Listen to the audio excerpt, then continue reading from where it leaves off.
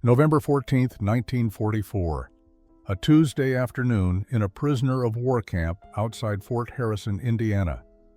In the mess hall, 28 German women sat in stunned silence, staring at what had just been placed before them. On plain white plates, surrounded by glistening red berries, sat generous slices of golden pound cake topped with fresh cream. It was an ordinary weekday, not Christmas, not Easter, not any special occasion they could identify, yet here before them sat dessert that would have been considered extravagant in peacetime Germany, let alone in the middle of a world war. Elfriede Bachmann, a 23-year-old former Signals Corps operator from Munich, felt her hands begin to tremble as she gripped her fork.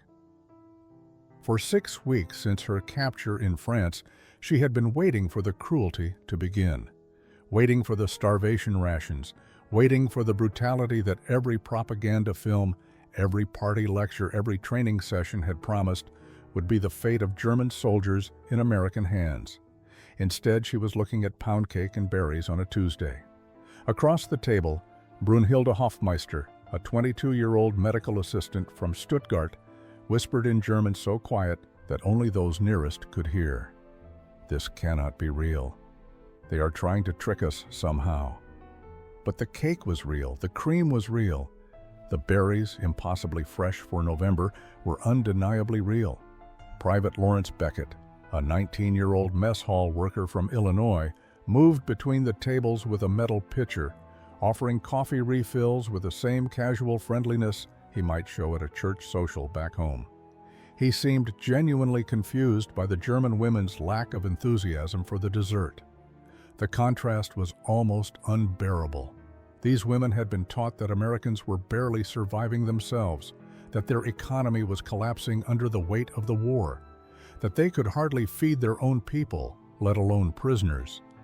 Yet here was abundance that exceeded anything most of them had seen in Germany for the past 2 years. Rosemarie Steiner, a 25-year-old former typist from Nuremberg, was the first to actually taste the cake. She cut a small piece with her fork, her movements careful and deliberate, as if the dessert might somehow be poisoned or reveal itself as an elaborate deception. The moment the cake touched her tongue, her eyes closed involuntarily. It was butter-rich, perfectly textured, sweet, but not overwhelmingly so. The berries added a tart brightness that made the whole thing taste like something from a dream of peacetime.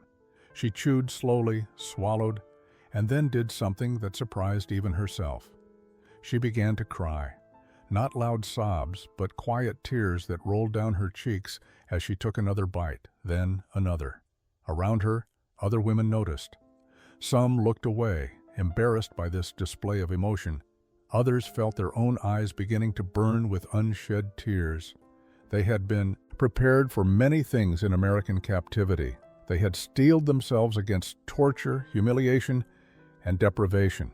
But no one had prepared them for kindness. No one had warned them about pound cake on a Tuesday.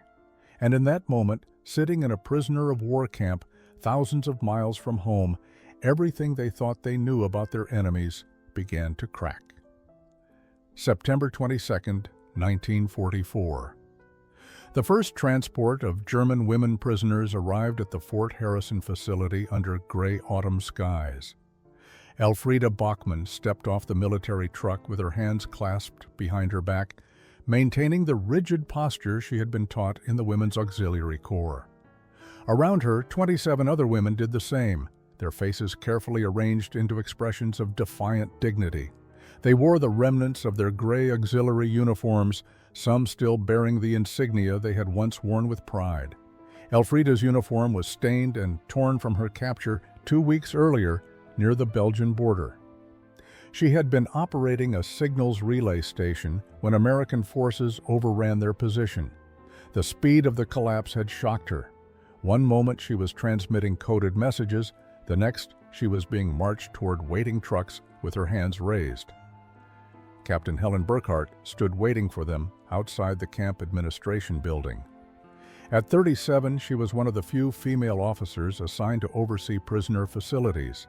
She had requested this posting specifically, believing that women prisoners would respond better to female authority. Her face showed neither hostility nor excessive warmth as she watched the German women line up for processing. The camp itself was smaller than the massive compounds housing male prisoners across America. It had been hastily converted from a former Civilian Conservation Corps facility and could accommodate fewer than 50 prisoners. Chain-link fencing topped with barbed wire marked the perimeter. Guard towers stood at each corner, but the overall atmosphere was less fortress-like than the women had expected.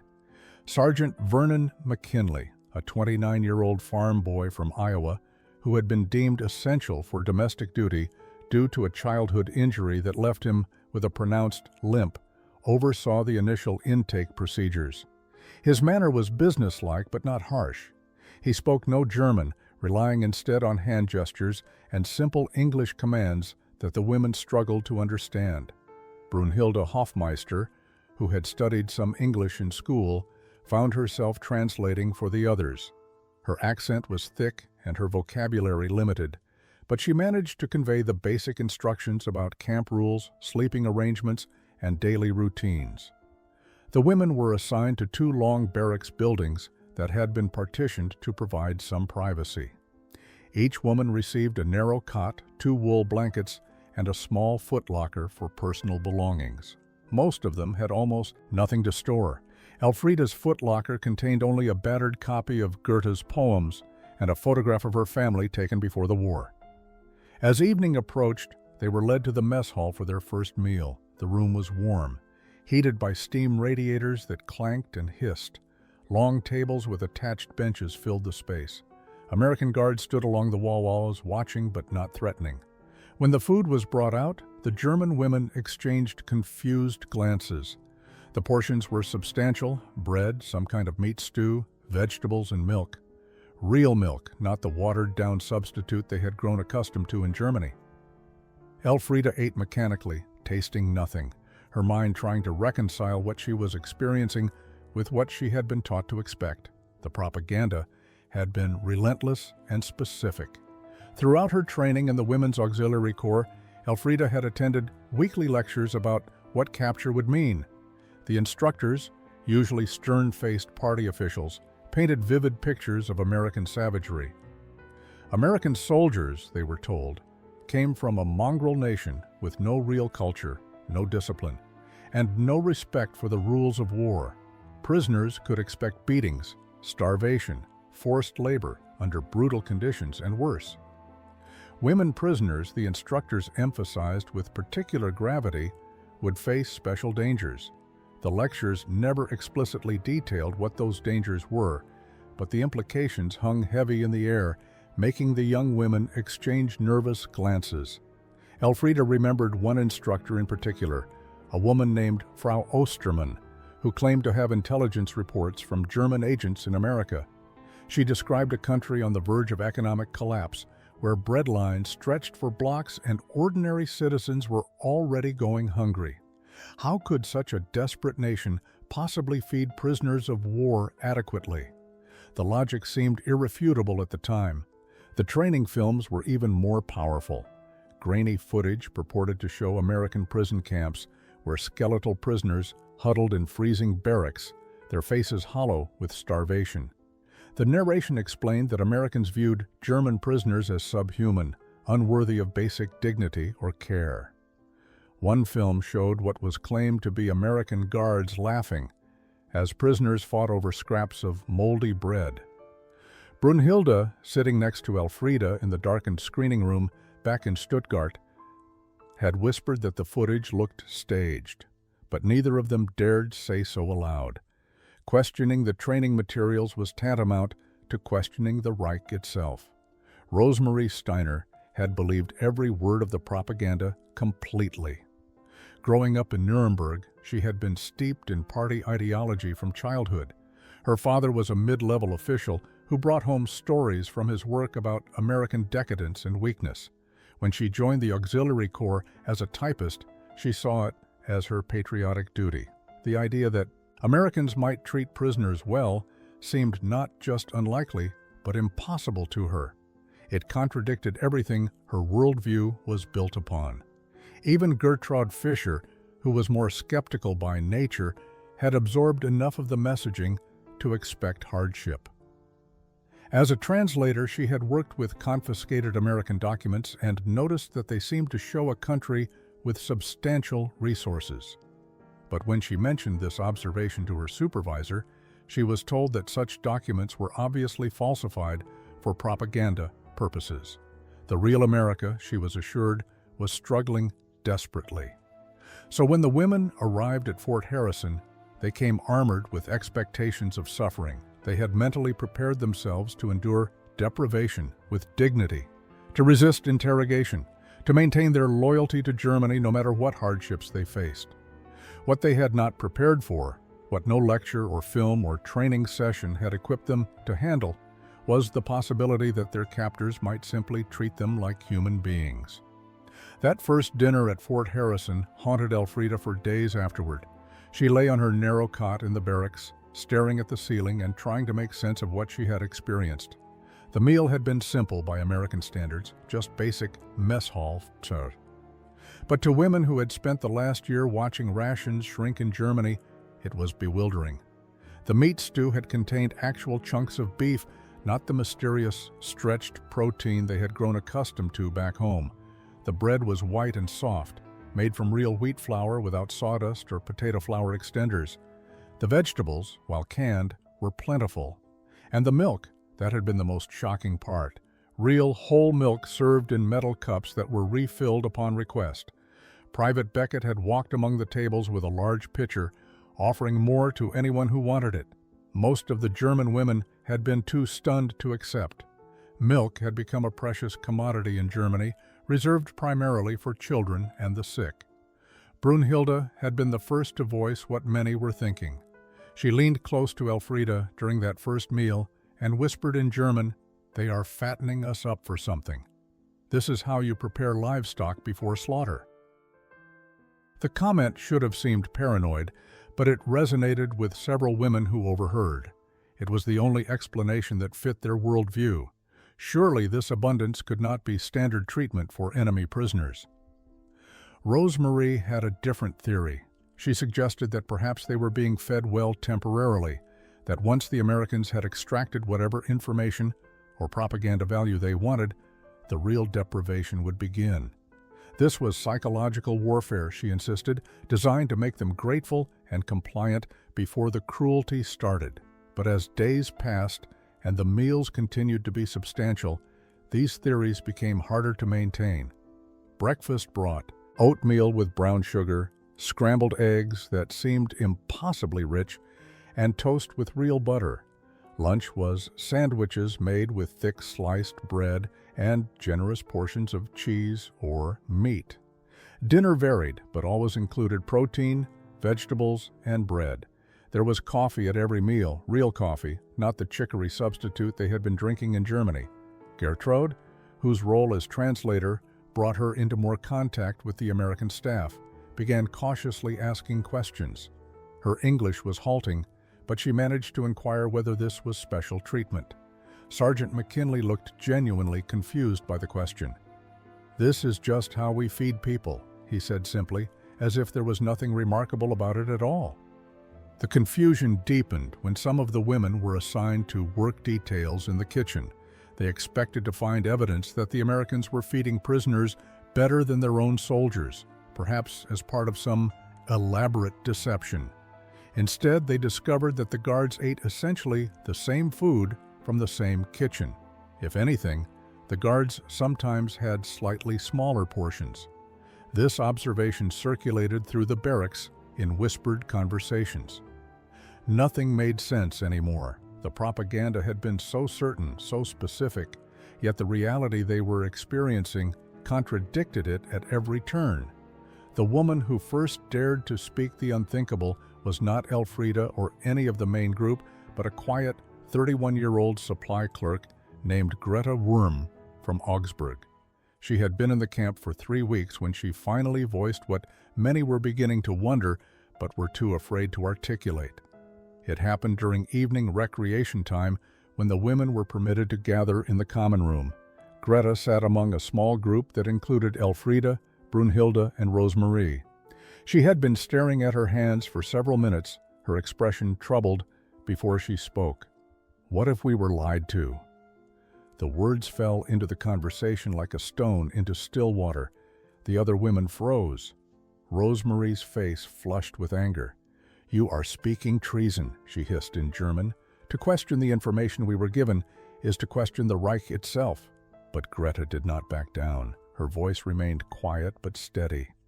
"I am questioning whether the people who trained us actually knew the truth about America. There is a difference." Elfriede felt her heart racing. This was dangerous territory. Even here, thousands of miles from Germany, the habits of caution ran deep. There could be informers among them, women who might report such conversations if they were ever repatriated. Yet she found herself unable to dismiss Greta's words. Brunhilde, ever practical, asked the question that mattered most. If they lied about how Americans would treat us, what else did they lie about?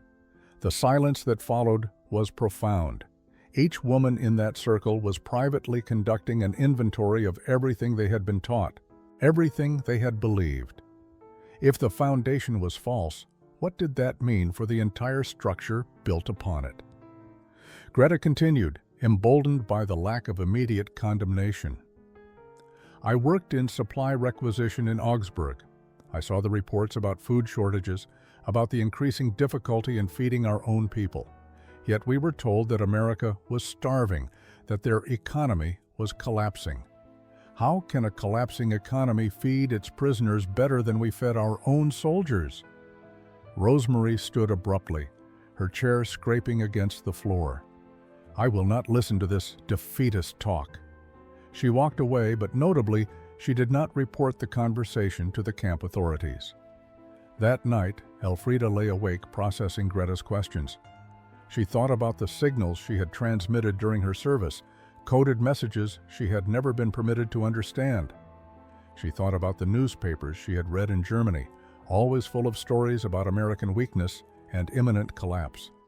She thought about the bread she had eaten that evening, soft and white and plentiful. What if everything had been inverted? What if the strong had been portrayed as weak and the weak as strong? The implications were staggering. If they had been deceived about something as basic as American living conditions, what else had been distorted or fabricated entirely? Greta's question had opened a door that could not easily be closed. In whispered conversations over the following days, more women began cautiously examining their assumptions. Not all were ready to abandon their beliefs, but seeds of doubt had been planted in even the most resistant minds. The pound cake arrived without fanfare or explanation. Private Beckett and 2 other kitchen workers simply wheeled out carts bearing the dessert plates, as they had done dozens of times before. To the American staff, this was routine. Tuesday's menu included pound cake with berries. Nothing special, just the regular rotation of desserts that kept mess hall meals from becoming monotonous. But to the German women, it was a moment of profound cognitive dissonance. Elfriede stared at her plate, her mind racing through calculations. In Germany, butter had been rationed severely for over a year. Eggs were precious. Sugar was carefully controlled. The amount of these ingredients required to make even one cake would represent weeks of rations for an entire family. Yet here sat individual slices for 28 enemy prisoners on an ordinary Tuesday afternoon. Gertrude reached out and touched the cream with one finger as if testing whether it might be an illusion. "It is real," she whispered unnecessarily. The cream left a white mark on her fingertip. She brought it to her lips and tasted it, then closed her eyes.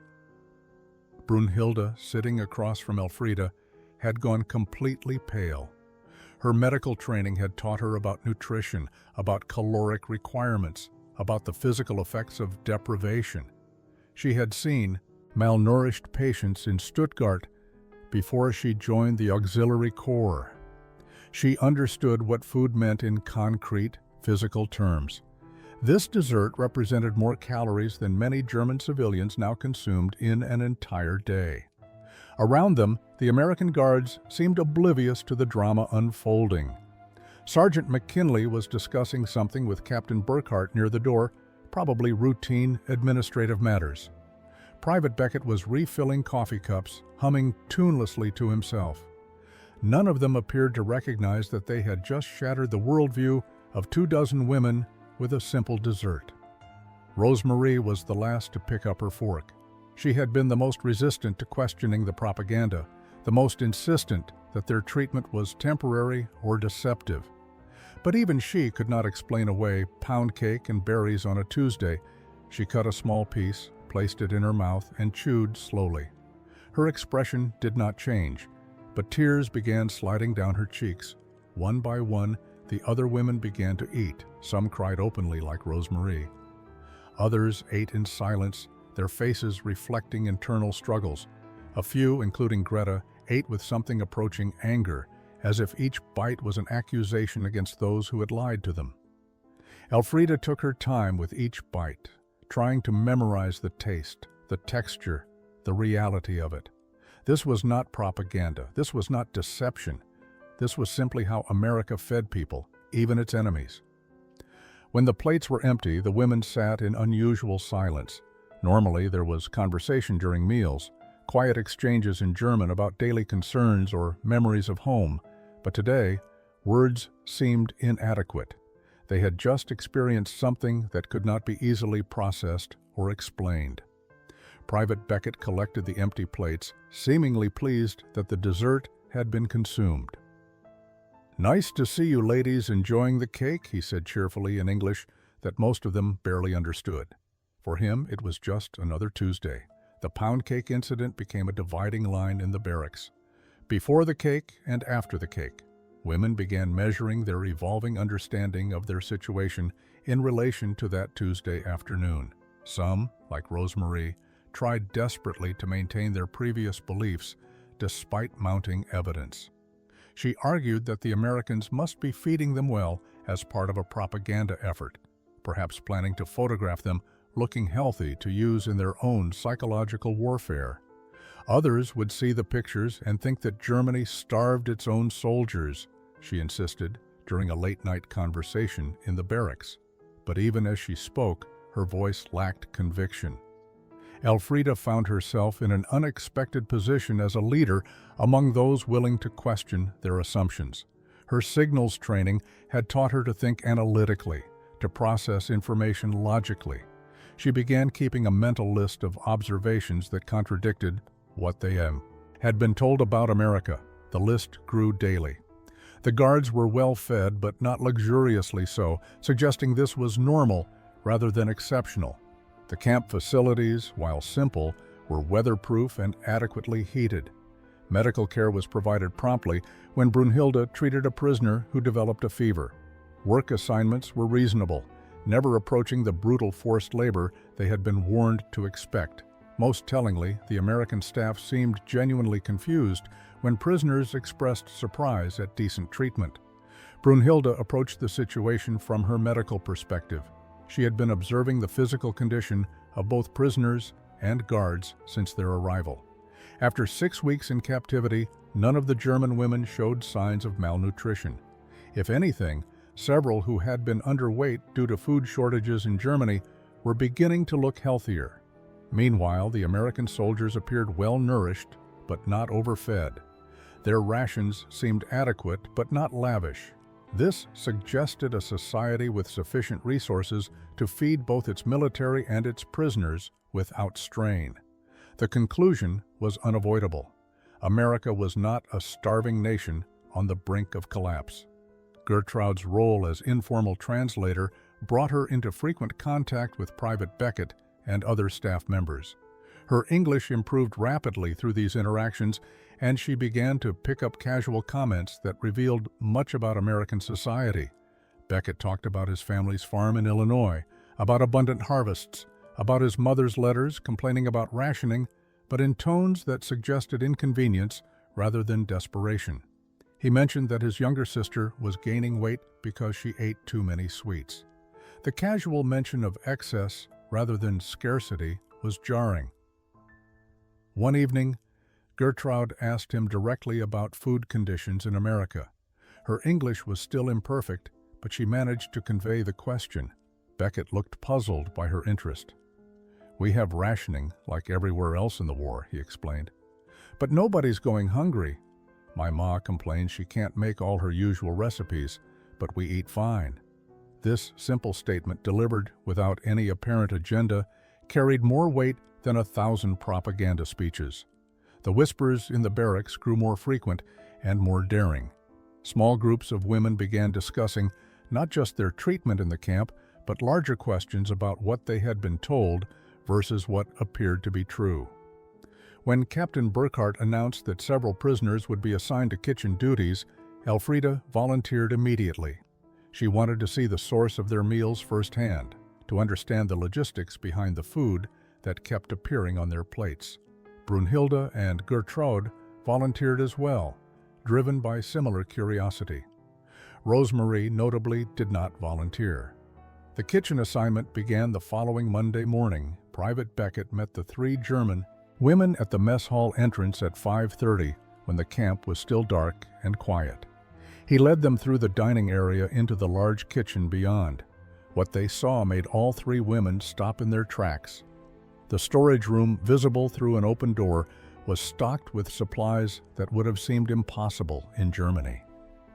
Sacks of flour and sugar were stacked in neat rows. Canned goods filled metal shelving units that stretched from floor to ceiling. A walk-in refrigerator, something Elfriede had only seen in commercial establishments before the war, hummed quietly in the corner. Beckett noticed their stunned expressions but misinterpreted the cause. "I know it's not fancy," he said apologetically. "Nothing like a real restaurant kitchen. But we make do." Brunhilde could not help herself. She spoke in halting English, gesturing at the storage room. "This is making do?" Beckett looked genuinely confused by her tone. "Well, yeah, we feed about 200 people here total, counting prisoners and staff. Need enough supplies to get through the week between deliveries." The math was staggering. If this was enough for 200 people for 1 week, and this was considered merely adequate, what did abundance look like in America? Gertrude was assigned to help prepare breakfast, while Elfriede and Brunhilde worked on initial food preparation for the day's other meals. As they worked, they observed the casual abundance that surrounded them. Eggs were used generously, dozens at a time for the morning scramble. Butter came in large blocks that were measured out in quantities that would have represented a month's ration for a German family. When Brunhilde accidentally dropped a potato, she instinctively moved to pick it up and salvage it. Beckett waved her off. "It rolled under the equipment. Just grab another from the sack. There's plenty." Plenty. The word echoed in her mind. During a break, the German women were given coffee and allowed to sit at a small table in the corner of the kitchen. Elfriede watched as kitchen staff prepared the noon meal with an efficiency that spoke of routine rather than special effort. Everything about the operation suggested that this level of provisioning was normal, sustainable, and unremarkable.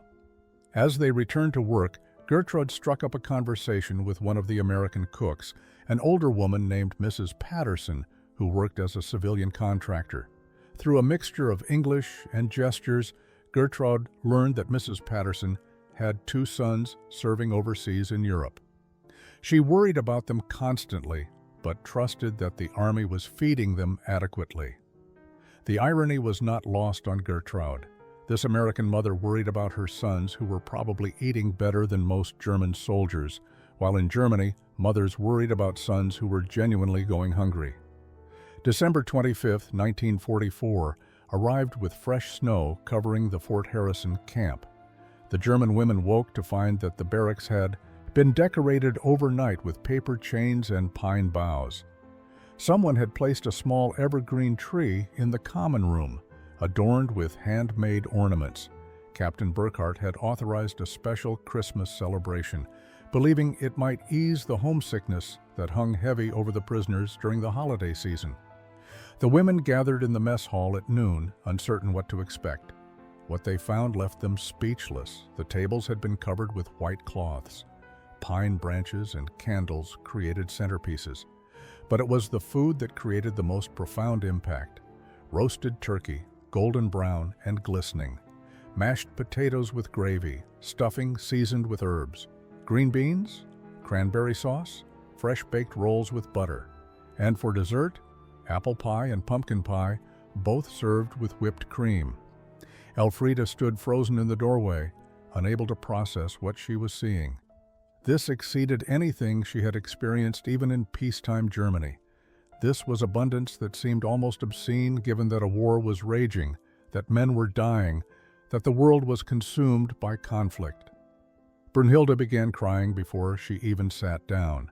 The sight of such plenty while knowing her family in Stuttgart was likely making do with turnip soup and black bread was more than she could bear. Gertrude placed a hand on her shoulder but said nothing. What words could possibly address this moment? Rosemarie looked angry. Her face flushed red as she stared at the laden tables. "This is wrong," she said in German. "This is them mocking us, showing us what we cannot have." But her protest rang hollow even to her own ears. The American staff was eating the same meal at adjacent tables. Private Beckett was laughing with Sergeant McKinley about something. Captain Burkhart was helping Mrs. Patterson carry additional serving platters. This was not mockery. This was simply Christmas in America. As the German women ate, many could not stop crying. The food was delicious, perfectly prepared, generous in portion. Each bite was a revelation and an accusation. Greta spoke what others were thinking. How can they feed prisoners like this when we were told they were starving? How can this be ordinary for them? An older prisoner named Katha, who had been quiet until now, set down her fork and addressed the group in German. "My husband fought in the First War. He was captured by Americans in 1918. When he came home, he told me they fed him better than our own army had. I thought he was exaggerating to make himself feel better about being captured. I thought he was ashamed and making excuses. Now I understand he was telling the truth." The revelation that this was not new, that America had treated prisoners well even in the previous war, added another layer to their understanding. This was not a temporary strategy or a special circumstance. This appeared to be simply how America operated. After the meal, Captain Burkhart stood and addressed the prisoners in English, with Gertrude translating. "I know you are far from home. I know this is a difficult day, but I hope this meal reminds you that even in war, we can maintain our humanity." That evening, the women gathered in their barracks. The conversation was subdued but honest. One by one, even the most resistant among them began admitting that everything they had been taught about America was wrong. January brought bitter cold to Indiana and a new revelation for the German prisoners. During recreation time, some of the American guards would read letters from home aloud to each other, a common practice to share news and maintain morale. Gertrude, whose English comprehension had improved dramatically, began listening to these casual readings. What she heard challenged another assumption. Private Beckett received a letter from his mother in Illinois that he read portions of to Sergeant McKinley. His mother complained about rationing, about giving up sugar coupons, and dealing with meat shortages. But her complaints were framed in terms of inconvenience and adjustment rather than desperation. She wrote about having to be more creative with recipes, about missing certain foods, about the annoyance of waiting in lines, but she never mentioned hunger. She never described deprivation that threatened health or survival. Gertrude reported this conversation to Elfriede that evening. "They are being rationed," she explained, "just like us. But their rationing means doing without luxury, while our rationing has meant doing without necessities." Elfriede absorbed this information thoughtfully. She had been examining every piece of evidence she encountered, building a more accurate picture of American society to replace the distorted one she had been given. The letters provided crucial context. Americans were indeed sacrificing for the war effort, but from a position of such abundance that their sacrifices looked nothing like German ones. Brunhilde had a similar experience when helping Dr. Ashford in the medical office. He received a letter from his wife in Massachusetts that mentioned their daughter complaining about not having enough sugar for baking. The complaint was treated as a minor childhood disappointment, not a serious hardship.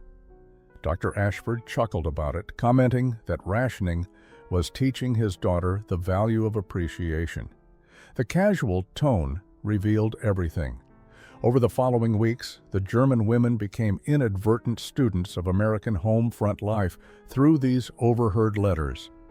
They learned about war bond drives and scrap metal collections. They heard about women taking factory jobs and families planting victory gardens. They discovered that Americans were indeed mobilized for war and making genuine sacrifices. But the baseline from which they sacrificed was so much higher than the German baseline that the end result was still relative comfort. This understanding brought a new kind of pain. Rosemarie, who had been most resistant to accepting the truth about America, finally broke down one evening after overhearing a letter about a church social with donated cakes and pies. "My mother's last letter before I was captured," she said quietly to the group in the barracks.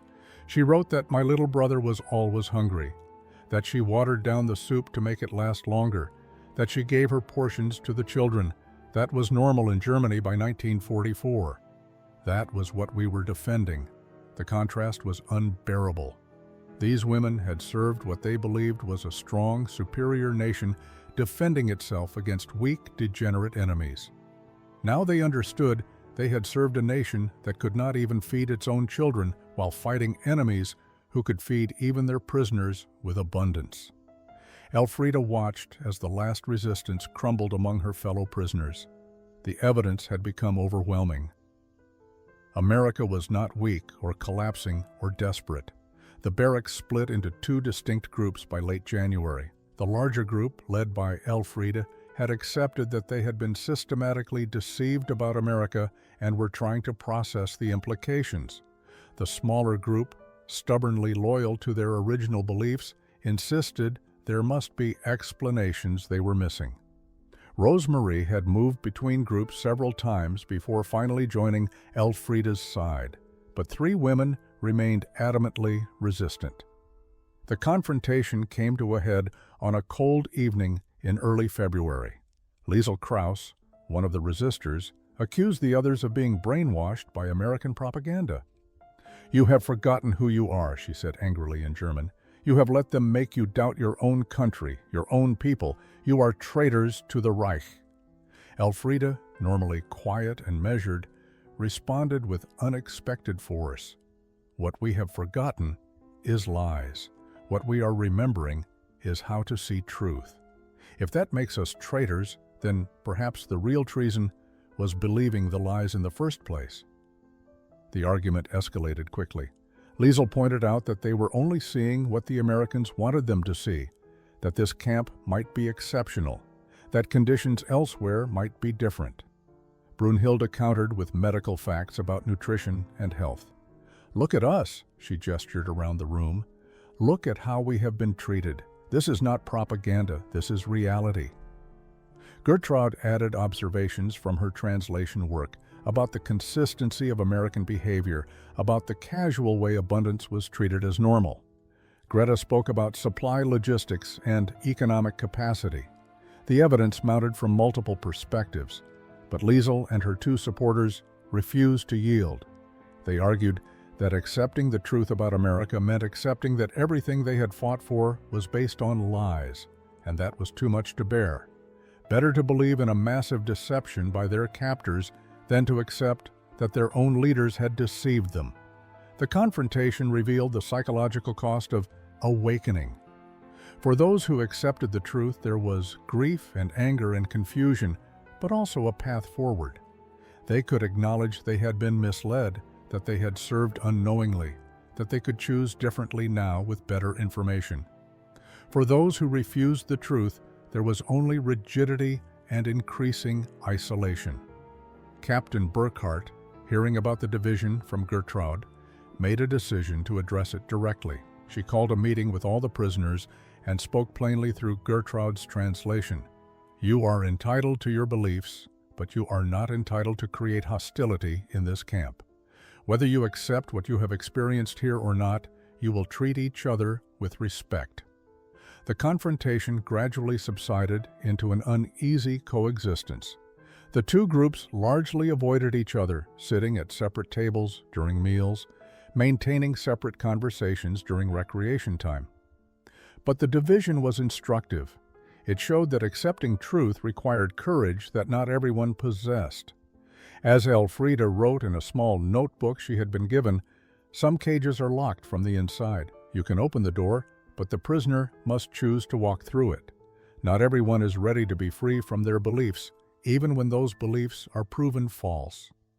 The idea came from Mrs. Patterson, the civilian cook who had observed the German women's reactions to American food with sympathetic understanding. She approached Captain Burkhart with a proposal. These girls are fascinated by the cooking. What if we taught them some American recipes, give them something constructive to focus on? Burkhart saw the value immediately. Shared activity, particularly around food, could build bridges more effectively than any formal program. She approved the proposal and announced that interested prisoners could attend voluntary baking lessons twice weekly. 12 women signed up immediately, including Elfriede, Brunhilde, and Gertrude. Rosemary hesitated but eventually added her name. The first lesson focused on the pound cake that had caused such upheaval weeks earlier. Mrs. Patterson demonstrated the process step by step, with Gertrude translating. The German women watched with intense concentration as she creamed butter and sugar, added eggs one at a time, alternated dry ingredients with milk. The technique was familiar, but the generous quantities were not. Mrs. Patterson let each woman practice the creaming technique. Elfriede found the repetitive motion soothing, almost meditative. There was something healing about creating rather than simply consuming, about learning rather than merely experiencing. When the cakes went into the ovens, filling the kitchen with buttery sweetness, several women became emotional again. But this time the tears were different, less about grief and more about gratitude. They were being taught, included, treated as people worth investing in. The second lesson covered biscuits, a thoroughly American creation that fascinated the German women. The technique of cutting cold butter into flour, the careful handling to avoid overworking the dough, the transformation in the oven from rough lumps to golden, flaky rounds. Brunhilde excelled at this, her medical precision translating well to baking technique. As weeks passed, the lessons expanded to include apple pie, chocolate cake, oatmeal cookies. Each session was both culinary instruction and cultural exchange. Mrs. Patterson talked about recipes passed down from her grandmother, about baking for church socials, about the role of food in American community life. The German women began sharing their own baking traditions in return. Gertrude described her mother's Christmas stollen, the careful preparation that began weeks in advance. Rosemary talked about the elaborate torts of Nuremberg, creations that required skills passed through generations. Elfriede mentioned her grandmother's simple butter cookies, made with ingredients that were now impossible to obtain in Germany. The exchange revealed common ground. Both cultures valued baking as an expression of care, celebration, and connection. The specific recipes differed, but the underlying meaning was universal. Food was how you showed love, how you marked important occasions, how you built community. Private Beckett, observing one of the sessions, commented to Sergeant McKinley that the German women seemed happier during baking lessons than at any other time. "There is something about working with your hands, creating something good," McKinley replied. "Makes people remember they are more than just their circumstances." March brought devastating news that shattered any remaining illusions the German women might have held. Reports from Germany filtered through official channels and were shared cautiously by Captain Burkhart. Allied forces advancing deeper into German territory encountered civilian populations in dire condition. The stories painted a picture of severe food shortages, bombed-out cities, and a civilian infrastructure on the verge of collapse. Elfriede received her first letter from home since capture. It had taken 5 months to reach her through Red Cross channels. Her mother's handwriting was shaky, the paper thin and poor quality. The contents made Elfriede physically ill. Her mother wrote carefully, knowing the letter would be censored, but the meaning was clear. Her younger sister had stopped menstruating due to malnutrition. Her father gave most of his rations to the children. They burned furniture for heat because coal was unavailable. The family was surviving, but barely. And this was in Munich, a major city, not some isolated rural area. The contrast between her mother's suffering and her own relative comfort created a guilt so profound that Elfriede could not eat for 2 days. Brunhilde received worse news. Her entire family in Stuttgart had been killed in an Allied bombing raid 4 months earlier.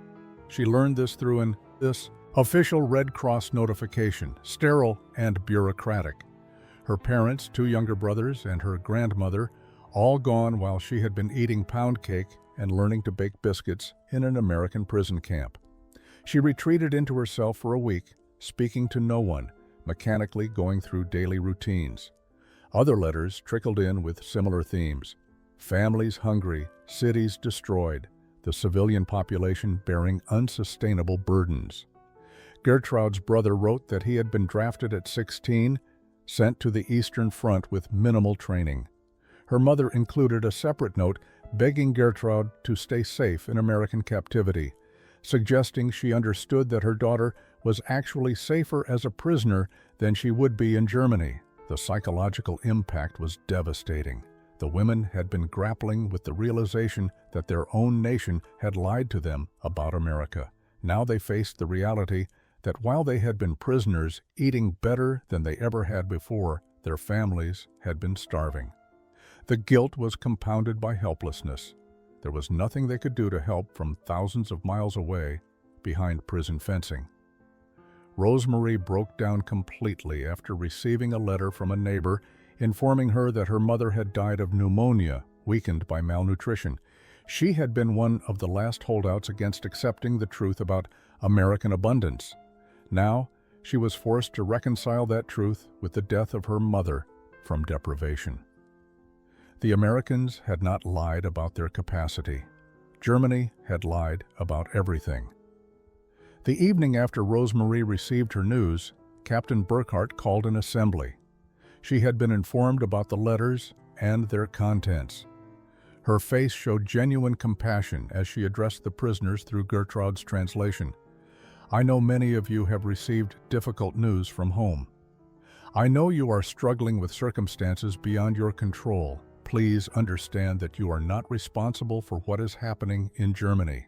You cannot help your families from here, but you can honor them by taking care of yourselves." The words were meant to comfort, but they rang hollow for women drowning in survivor's guilt. The guilt manifested differently in each woman. Elfriede stopped taking second helpings at meals, trying to eat only what she imagined her family might have access to. It was a futile gesture that changed nothing, but she could not bring herself to enjoy abundance while her mother and sister suffered. Brunhilde threw herself into work with Dr. Ashford, volunteering for every available shift. If she could not help her own family, at least she could help others. The medical work gave her purpose and distraction from grief. She became almost obsessive about it, working until exhaustion made sleep possible. Gertraud wrote long letters to her mother, carefully worded to pass censorship, trying to describe conditions in the camp without revealing how well they were being treated. She knew her mother would want her to be safe, but she could not bring herself to describe the meals, the warm barracks, the kindness. It felt obscene. Rosemarie's guilt took a darker form. She began refusing food altogether, pushing her plate away untouched at meals. When Captain Burkhardt noticed and ordered her to eat, she complied minimally, consuming only enough to avoid medical intervention. She was punishing herself for surviving while her mother died. The other women watched her deteriorate with concern and recognition. They all felt the same impulse to reject the abundance that highlighted their family's deprivation. Private Beckett, noticing the change in the prisoner's behavior, asked Gertraud what was wrong. She explained about the letters, about the news from Germany, about the guilt of eating well while families starved. His young face showed distress. "But it's not your fault. You didn't choose to be here." Gertraud appreciated his kindness, but tried to help him understand. In our hearts, we know that rationally, but guilt is not rational. How can we sit down to turkey and pie, knowing our mothers are boiling potato peels for soup? Beckett had no answer. The cultural exchange that had been developing through baking lessons took on a bittersweet quality. Mrs. Patterson noticed that the German women no longer showed enthusiasm for the creations they made. They went through the motions competently but joylessly. One afternoon she addressed this directly.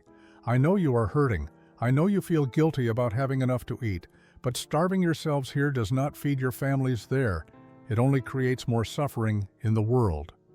The logic was sound, but emotion rarely responds to logic. The women knew intellectually that their deprivation would not alleviate their family's hunger, but the heart demanded some form of sacrifice, some gesture of solidarity with those suffering at home. Dr. Ashford, concerned about Rosemarie's deteriorating condition, brought her to the medical office for a direct conversation. He spoke slowly so Gertrude could translate accurately. "Your mother would not want you to destroy yourself. The best way to honor her memory is to live well, to become the person she hoped you would be." Rosemarie looked at him with hollow eyes. "How do you know what my mother would want? You never knew her." Dr. Ashford nodded, accepting the rebuke. "You are right. I did not know her, but I know that mothers generally want their children to survive and thrive. I know that grief is necessary, but self-destruction is not." It took 3 weeks and considerable effort from both American staff and fellow prisoners, but Rosemarie eventually began eating normally again. The concept was so foreign to German thinking that it took multiple conversations before Elfriede truly understood it. She was working in the camp office, helping file paperwork, when she found a document outlining regulations for prisoner treatment. The language referred repeatedly to the Geneva Convention, to standards of dignity, to requirements that went far beyond mere survival. She brought her questions to Captain Burkhardt, with Gertrude translating. "Why do you feed us so well? Why treat enemies with such care?" Burkhardt considered her response carefully. She wanted to give an answer that was both truthful and comprehensible. "Because how we treat you reflects who we are, not who you are. We do not feed you well because you deserve it as individuals. We feed you well because we believe all people deserve basic dignity, and because maintaining that principle, even with our enemies, is what separates civilization from barbarism." The answer was revolutionary to women raised under a system that divided humanity into worthy and unworthy, that justified any treatment of designated enemies. Elfriede pressed further. "But we were your enemies. We fought against you. Does that not matter?" "It matters," Burkhardt acknowledged, "but it does not change our obligation to treat you humanely. You are prisoners of war, not criminals. You were following orders from your government, just as our soldiers follow orders from ours. The war is between nations, not between individual people." Sergeant McKinley, overhearing the conversation, added his perspective. "My grandfather came from Germany in 1885. I grew up eating German food, hearing German songs. You are not so different from my own family. The war made us enemies, but it did not make you less human." This idea that shared humanity transcended national conflict was something the German women had never encountered in their own ideology. They had been taught that different peoples had fundamentally different values, different worth, different destinies. The notion that Americans would feed German prisoners the same food as American soldiers because both were equally human was almost incomprehensible. Over several weeks, through many conversations, the American philosophy gradually became clearer. It was not about weakness or naivety. It was a deliberate choice based on principles that Americans believed were universal. Dr. Ashford explained it in medical terms during one of Brunhilde's shifts. "If I only treated patients I agreed with or liked, I would be a poor doctor. Medical ethics require that I provide the same care to everyone who needs it. American principles require that we treat all people with basic dignity regardless of whether they are friends or enemies. Brunhilde found this framework easier to understand through the lens of medical ethics. The Hippocratic Oath transcended politics. Perhaps American treatment of prisoners operated under a similar code. The understanding brought both comfort and pain. Comfort because it meant their treatment was genuine, not a trick or temporary strategy. Pain because it highlighted how different American values were from what they had been taught to defend. April 19, 1945 brought the announcement that would change everything. Germany was collapsing. The war in Europe would end within weeks. Plans were being developed for prisoner repatriation. Captain Burkhardt called an assembly to explain the process. Within months, possibly sooner, the German women would be processed for return to their homeland. She outlined the procedures, the timeline, the logistics. Her tone was professional but not unkind. The women listened in stunned silence. What had once seemed like a distant eventuality was now imminent reality. They would be going home. But what was home anymore?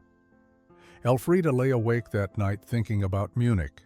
Her last letter from her mother had described a city barely recognizable, buildings reduced to rubble, infrastructure destroyed, food supplies critically low. The family apartment had survived, but many neighbors' homes had not. What would she be returning to? Brunhilde had no family left to return to. Stuttgart held only graves and memories of people who no longer existed. The thought of walking through her destroyed hometown alone, with no one waiting for her, was unbearable. She confided in Elfriede that she was terrified of repatriation. What purpose would her life have in a devastated Germany with no family? Gertrude faced a different fear. Her family had survived, but they were struggling desperately. She would return to be another mouth to feed in a household that could barely sustain itself. Her presence would be a burden, not a blessing. The skills she had learned, her improved English, her understanding of American culture, would all be useless in ruined Germany. Rosemarie's fear was the most complex. She would be returning as a failed soldier, a woman who had been captured and then treated well by enemies. In the rigid ideology she had been raised in, this made her suspect. Had she been corrupted by American influence? Would she be trusted? More importantly, could she pretend that she had not learned what she now knew about the lies she had been told? The conversations in the barracks took on a desperate quality. Women who had been looking forward to freedom now dreaded it. They had found something unexpected in American captivity: stability, adequate food, purposeful work and treatment as human beings. What they were being offered in return was freedom to return to chaos, deprivation, and a society built on foundations they no longer believed in. Greta voiced what many were thinking. What if we are better off here? What if going home is actually worse than staying? The question was seditious, unthinkable, yet undeniably present in many minds. How could returning to freedom in their own country be less appealing than remaining in enemy captivity? Private Beckett, overhearing some of these conversations, was genuinely confused. You should be happy. You are going home. You will be free. Gertrude tried to explain. Free to what? Free to starve in the ruins of our cities? Free to face suspicion from our own people? Free to pretend we did not learn the truth about what we were serving? May 8, 1945. Victory in Europe. Day arrived with the same church bells and celebrations the competitor's script had described, but for the German women at Fort Harrison, the day brought profound uncertainty rather than simple relief. The war was over. Their nation had surrendered unconditionally. Within weeks, they would begin the journey home to a country that no longer existed in the form they had known. Captain Burkhardt gathered the prisoners that afternoon for what would be one of their final assemblies as a group. Her words, translated carefully by Gertrude, addressed the complexity of their situation with unusual candor. You are going home to difficult circumstances. You will face hunger, destruction, and suspicion. Some of your own people may view you as failures for being captured. Others may question whether you were influenced by American propaganda. I cannot change those realities, but I can ask you to remember what you experienced here. Elfriede felt tears beginning as Burkhart continued. You came here believing Americans were your cruel enemies. You learned that we are simply people, flawed and complicated like all people, but trying to maintain certain principles even in wartime. When you return to Germany, you will have a choice. You can pretend this experience never happened, that you learned nothing, that everything you were originally taught was correct. Or you can carry the truth with you and let it shape how you rebuild your lives and your country. The words resonated deeply. These women had undergone a transformation that could not be undone. They had seen behind the propaganda, experienced an alternative to the ideology they had been raised in, discovered that former enemies could show unexpected kindness. That knowledge was now part of them. Brunhilde spoke up, her voice shaky but determined. We will remember. How could we forget? Every meal we eat in Germany, if we are fortunate enough to have meals, will remind us of the abundance we experienced here as prisoners. Rosemary added quietly, I will tell my future children, if I am blessed to have children, that Americans fed their enemies better than our own nation fed its people. That their soldiers showed mercy when they could have shown cruelty. This is truth worth preserving. Over the following days, the women made a pact among themselves. They would not lie about their treatment. If asked, they would tell the truth about American camps, about adequate food and medical care, about being treated with basic dignity. They understood this might make them unpopular, might cause problems with authorities in occupied Germany. But they had spent too long living with lies. They would not add more lies to the ones that had already caused so much suffering. Mrs. Patterson organized a final baking session. The German women prepared pound cake together one last time, measuring ingredients with practiced precision. As they worked, Mrs. Patterson spoke about her hope that they would carry these skills home, that someday when Germany recovered, they might bake these American recipes and remember that even in the darkest times, people could choose kindness over cruelty. 20 years later, Elfriede Bachmann Muller stood in her kitchen in reconstructed Munich, preparing pound cake for her daughter's birthday celebration. The recipe was the one Mrs. Patterson had taught her in an Indiana prison camp in 1945. Her daughter, 14-year-old Anna, watched with interest as her mother carefully creamed butter and sugar. Mama, why do you always make this American cake for special occasions? Anna asked. We have so many good German cakes. Elfriede paused, considering how much to tell her daughter. Anna had grown up in the new Germany, a country rebuilt with American assistance through the Marshall Plan, a nation that had confronted its past and chosen a different path. But she had not lived through the war, had not experienced the transformation her mother had undergone. She decided her daughter deserved the truth. This cake represents the moment I understood that everything I had been taught about enemies and superiority was a lie. When I was a prisoner of war, younger than you are now, Americans served us this cake on an ordinary Tuesday. That simple act of kindness shattered my entire worldview. Anna listened as her mother described Fort Harrison, Captain Burkhart, Private Beckett, and the other people who had treated enemy prisoners with unexpected dignity. She spoke about the guilt of eating well while German families starved, about learning that propaganda had inverted truth, about choosing to remember kindness rather than succumb to bitterness. The story had become part of Elfriede's mission. She had returned to Germany in 1945 as promised, had faced the devastation and suspicion, had married a man who had also been a prisoner of war and understood her experiences. Together, they had participated in rebuilding not just buildings but values, helping create a Germany that rejected the ideology that had led to such destruction. Brunhilde had become a nurse in the new German healthcare system, implementing standards of care she had learned from Dr. Ashford. She never married, dedicating her life to healing as a form of ongoing redemption. She and Elfriede remained close friends, often discussing how their time at Fort Harrison had shaped their entire lives.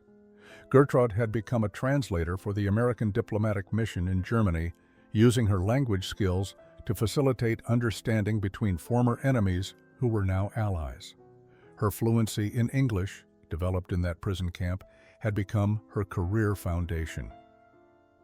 Rosemarie had struggled the most with reintegration, but eventually found peace teaching school in Nuremberg. She made sure her students learned accurate history, including the parts that were uncomfortable to confront. She often said that the best way to honor her mother's memory was to ensure the next generation understood the cost of lies. The pound cake became Elfriede's tangible link to that transformative period. Each time she baked it, she remembered that Tuesday afternoon when her certainties crumbled. She remembered Mrs. Patterson's patient teaching, Captain Burkhart's principled leadership, and the simple truth that people could choose to treat even their enemies with dignity. As Elfriede placed the finished cake on the table and her family gathered to celebrate, she reflected on the unexpected legacy of that dessert. It had been more than food. It had been evidence that contradicted propaganda, proof that abundance existed where she had been told only scarcity lived, demonstration that enemies could show mercy. One simple dessert had changed everything.